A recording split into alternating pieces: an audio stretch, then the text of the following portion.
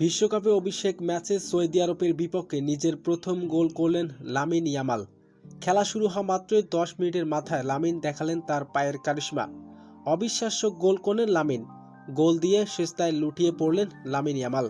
এতে এক গোলের ব্যবধানে এগিয়ে যায় স্পেন। এরপর 21তম মিনিটে মিকালামের দুর্দান্ত শটে দ্বিতীয় গোলের দেখা পায় স্পেন এবং মিকালামের দুর্দান্ত গোলের অবদানে 2-0 ব্যবধানে এগিয়ে যায় স্পেন। এরপর 23তম মিনিটে আবারও আক্রমণ করেন লামিন ইয়ামাল।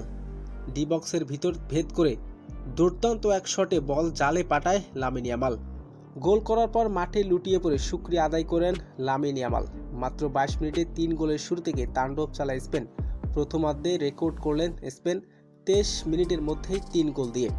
প্রথমার্ধে একেবারে শেষ মুহূর্তে 43তম মিনিটে এসে 3-0 গোলের পিছিয়ে থাকা সৌদি আরব চেষ্টা করেন কিছুটা গুছিয়ে নিয়ে এবং আক্রমণ হয়ে উঠতে। তবে আটলান্টার মাঠে স্পেনদের ডিফেন্স ভাঙা যেন আজ তাদের জন্য পাহাড় সমান চ্যালেঞ্জ হয়ে দাঁড়িয়েছে। 3 গোল খেয়ে প্রথমার্ধের খেলা শেষ করেন সৌদি আরব। তবে বিশ্বকাপের প্রথম ম্যাচে লামিন ইয়ামাল দেখালেন তার পায়ের জাদু। চোখে পড়ার মতো পারফরমেন্স, সৌদি আরবের বিপক্ষে 2 গোল করলেন।